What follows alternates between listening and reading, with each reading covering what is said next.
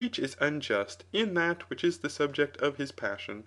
These things, however, are evident partly from what has been said about the virtues, and partly from what will be said about the passions.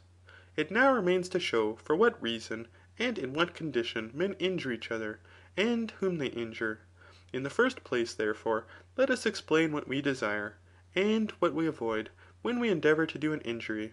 For it is evident that the accuser must consider how many and which of those things which all men coveting injure their neighbours are present with his adversary, and how many and which of these things are not present with the defendant. All men, therefore, do all things partly on account of themselves, and partly not.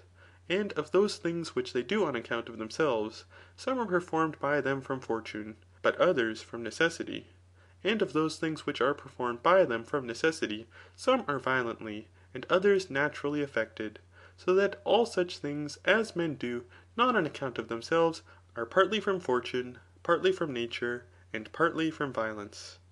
But such things as they perform on account of themselves, and of which they themselves are the cause, are partly from custom, and partly from appetite. And some indeed are from a rational, but others from an irrational appetite. But the will, indeed, is an appetite of good in conjunction with reason. For no one wishes any thing else than that which he conceives to be good. But the irrational appetites are anger and desire. So that all such things as men do are necessarily performed by them from 7 causes, viz. From fortune, force, nature, custom, reason, anger, and desire. The division, however, of actions according to ages, or habits, or certain other things, is superfluous.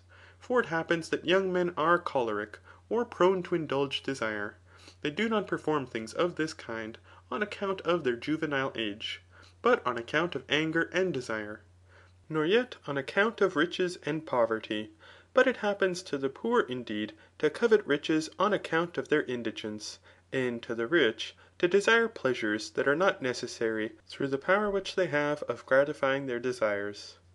These, however, do not act on account of riches and poverty, but on account of desire. In a similar manner, also, the just and the unjust, and others who are said to act according to habits, do all things from these causes. For they act either from reason or from passion.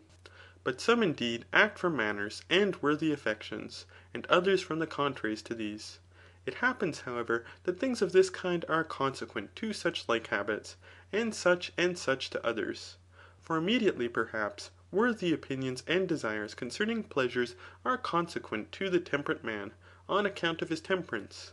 But the contraries to these are consequent to the intemperate man. Hence divisions of this kind must be omitted. But it must be considered what desires or opinions are usually consequent to certain conditions. For whether a man be white or black, or great or little, nothing follows of things of this kind. But it is of consequence whether he is young or old, just or unjust, and in short, such accidents as cause a difference in the manners of men, are of consequence as to the difference of their desires. Thus, for instance, it makes a distinction whether a man be rich or poor, fortunate or unfortunate. We shall, however, speak of these things hereafter. But now let us speak of the rest. Those things then proceed from fortune to which the cause is indefinite, and which are not produced for the sake of any thing, and which have neither a perpetual, nor a frequent, nor an orderly subsistence. This, however, is evident from the definition of fortune. But those things are produced by nature, of which the cause is in themselves, and is orderly. For they happen after the same manner, either always or for the most part. For with respect to preternatural things, it is not necessary to consider accurately whether they are produced from a certain nature, or from some other cause. Fortune, also, may seem to be the cause of such like things. But those things are effected by force, which are done by the agents themselves, contrary to their desire or reason. Those things are effected by custom, which are done in consequence of having been frequently done. And those things are effected through reasoning, which are done with a view to advantage, as ranking among the above mentioned goods, or as being an end, or as referring to the end, when they are performed on account of utility. For the intemperate, also, perform some things that are advantageous, yet not because they are advantageous, but for the sake of pleasure. And some men through anger and rage perform things which pertain to revenge. Revenge, however, and punishment differ ; for punishment is inflicted for the sake of him that suffers, but revenge is for the sake of the agent, that he may satisfy his desire of vengeance. In what we shall hereafter say, therefore, about the passions, it will be evident what the objects are with which anger is conversant. Such things, however, as appear to be pleasant are performed on account of desire.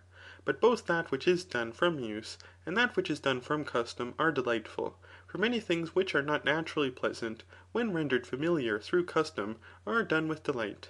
Hence, in short, all such things as men do on account of themselves are either good or apparently good, are either pleasing or apparently pleasing. Since, however, such things as men perform on account of themselves, they perform willingly ; but such things as they do not perform on account of themselves, are done by them not willingly. Hence, all such things as they perform willingly will either be good or apparently good, will either be pleasant or apparently pleasant. For I consider the liberation from evils, or from apparent evils, or the assumption of a less instead of a greater evil, in the number of good things. For in a certain respect these are eligible. And in a similar manner, the liberation from things painful, or apparently painful, or the assumption of less, instead of more painful things, rank among things which are pleasant. End of chapter 10 of book 1. Recording in memory of Mitchell Edwards.